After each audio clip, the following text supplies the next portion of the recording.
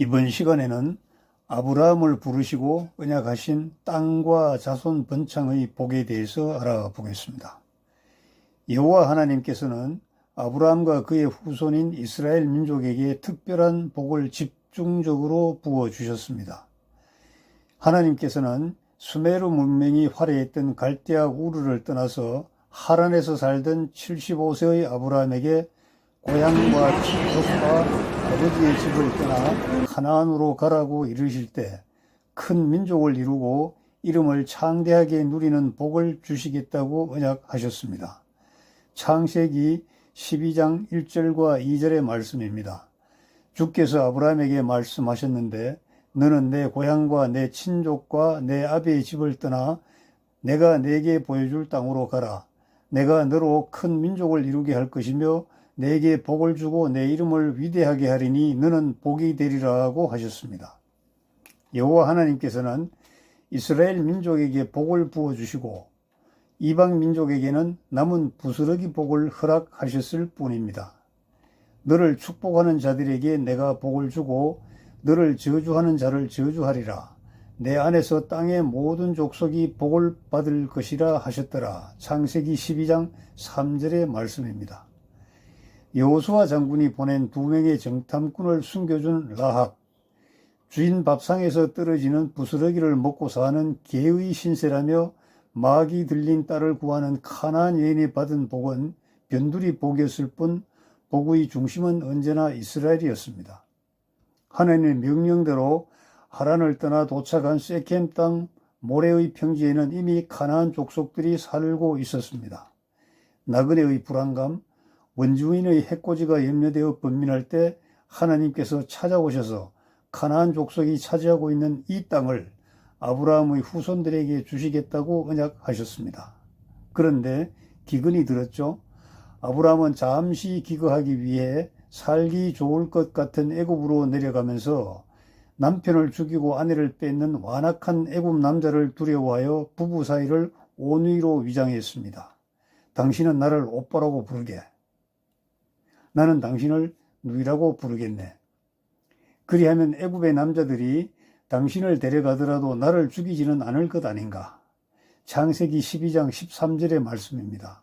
내가 부탁하노니 당신은 나의 누이라고 말하라.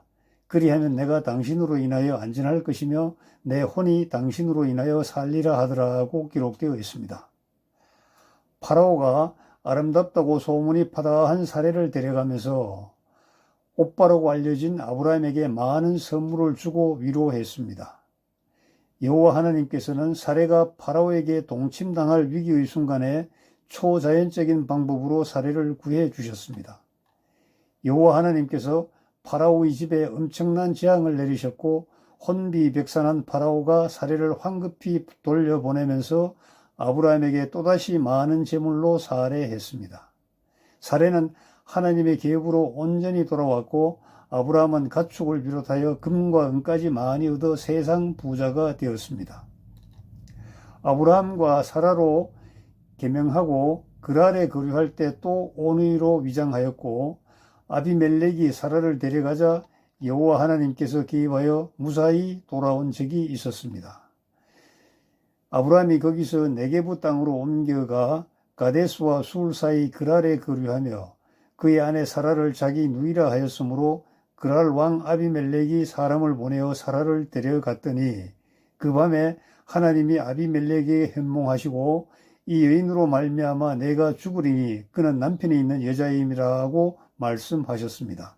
창세기 20장 1절에서 3절의 말씀입니다. 조카 롯을 소돔으로 보내고 마음이 울적할 때 다시 찾아오신 하나님께서는 광대한 땅과 후손의 번창을 약속하셨습니다. 눈을 들어서 보이는 동서남북과 종행으로 걷는 모든 땅은 물론이고 후손들도 땅의 티끌처럼 많게 하시겠다고 언약하셨습니다. 이는 내가 보는 모든 땅을 내가 내게 줄 것이며 내 씨에게 영원히 주고 내가 내 씨를 땅의 티끌 같게 할 것임이니 사람이 땅의 티끌을 셀 수 있다면 내 씨도 셀 수 있으리라. 일어나서 그 땅을 가로와 세로로 걸으라. 내가 그것을 내게 주겠음이라 하시더라. 창세기 13장 15절에서 17절의 말씀입니다. 이보다 더 큰 축복은 있을 수가 없습니다.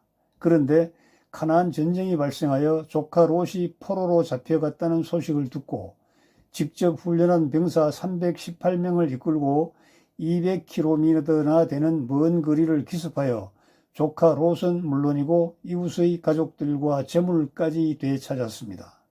돌아올 때 소돔 왕이 사회 골짜기로 나와 아브라함을 영접하였고 지극히 높은 하나님의 제사장이었던 살렘 왕 멜기세덱이 떡과 포도주로 위로하고 천지의 주제이신 하나님께 아브라함을 위한 기도를 드렸습니다. 아브라함은 전쟁에서 노획한 재물의 10분의 1을 멜기세덱에게 드렸는데 성경에 나오는 최초의 11조입니다. 아브라함은 전쟁에서도 이겼고 여호와 하나님으로부터 큰 약속을 직접 받았지만 그래도 마음이 유쾌하지 않았고 오히려 불안과 염려가 크게 일어서 좌불안석이었습니다. 이때 하나님께서 또 찾아오셨습니다. 아브라함아, 왜 두려워하느냐? 나는 너를 지켜주는 방패 하나님이요 너에게 보상해주는 상급 하나님이 아니냐? 제게 아들이 없어서 그렇습니다. 하인인 다메섹 사람 엘리에셀을 상속자로 해야 하니 저의 마음이 편치 않습니다.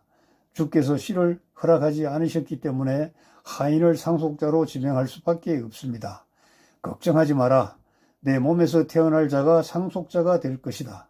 보라, 주의 말씀이 그에게 임하여 말씀하시기를 이 사람은 너의 상속자가 되지 않을 것이니 내 자신의 몸에서 나올 자가 내 상속자가 되리라 하시고 창세기 15장 4절의 말씀입니다. 하나님께서는 하늘의 별처럼 자손이 번성할 것이라고 아브라함을 안심시켰습니다. 그를 밖으로 데리고 나가 말씀하시기를 이제 하늘을 쳐다보고 별들을 셀 수 있다면 그 별들을 세어보아라. 또 그에게 말씀하시기를 너의 씨가 이와 같으리라 하시더라. 창세기 15장 5절의 말씀입니다.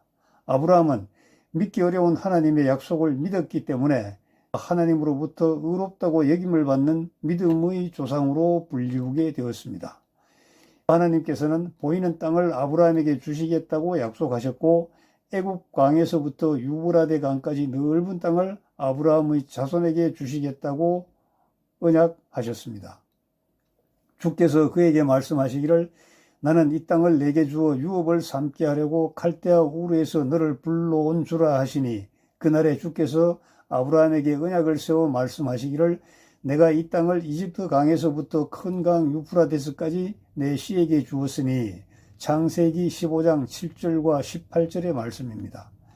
하나님께서는 아브라함이 99세, 사레가 89세 되던 해에 찾아오셔서 크게 번성하고 일국의 아버지가 된다고 하시면서 아브라함은 아브라함으로 사레는 사라로 계명하시고 가나안 땅을 약속하셨습니다. 내가 너를 심히 다산하게 하리니 내가 내게서 민족들을 이루며 내게서 왕들이 나오게 하리라. 내가 너와 내 뒤에 올 내 씨에게 내가 타국인으로 있는 땅, 즉 가나안의 모든 땅을 주어 영원한 소유가 되게 하며 나는 그들의 하나님이 되리라 하시니라. 창세기 17장 6절과 8절의 말씀입니다. 하나님께서는 할례 언약을 주시면서 모든 남자는 표피를 빼야 하며 태어난 아기는 8일 만에 할례를 받을 것이며 내년에 사라가 낳을 아들 이름을 이삭이라고 지어주셨습니다. 하나님께서 말씀하시기를 내 아내 사라가 참으로 내게 한 아들을 낳을 것이라. 너는 그의 이름을 이삭이라 하라. 내가 그와 그의 뒤에 올 그의 씨에게 내 언약을 세우리니 영원한 언약이 되리라 하고 창세기 17장 19절에서 말씀하셨습니다. 그런데 100세에 낳은 아들 이삭을 번제로 바치라고 명령하셨고 아브라함은 여호와의 명령에 순종하여 사흘 길을 걸어서 지시하신 산으로 갔습니다. 하나님께서 지시하신 산은 모압에 있는 골고다 산이라고 합니다. 번제 나무를 치고 가던 이삭이 아버지에게 물었습니다. 아버지, 제물은 어디 있어요? 하나님이 번제의 어린 양이 되어주신단다. 100세에 얻은 아들 이삭을 번제 나무 위에 누이고 칼로 멱을 찌르려고 했습니다. 멈춰라. 천사의 음성이었죠. 주위를 살펴보니 아무도 없었고 다만 나무에 뿔이 걸린 순양이 보였습니다. 아브라함은 이삭을 번제나무에서 내리고 순양을 잡아서 번제를 올렸습니다. 하나님의 사자가 하나님께서 언약하신 축복의 말씀을 전하였습니다. 복으로 내가 네게 복을 주고 번성으로 내가 너의 씨를 하늘의 별들처럼 또 바닷가의 모래처럼 번성케 하리니 내 씨가 그의 원수들의 문을 차지하리라. 내 씨 안에서 땅의 모든 민족들이 복을 받으리니 이는 내가 나의 음성에 복종하였음이라 하더라. 창세기 22장 17절 18절의 말씀입니다.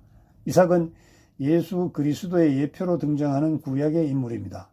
죽음을 알면서도 묵묵히 순종하는 예수 그리스도와 자기 아들을 번제로 올리는 아브라함을 통해 하나님의 경륜을 느낄 수, 다음 시간에는 여호와 하나님께서 보호하심으로 같은 해에 100배 수확을 얻은 이삭의 복에 대해서 살펴보겠습니다. 감사합니다.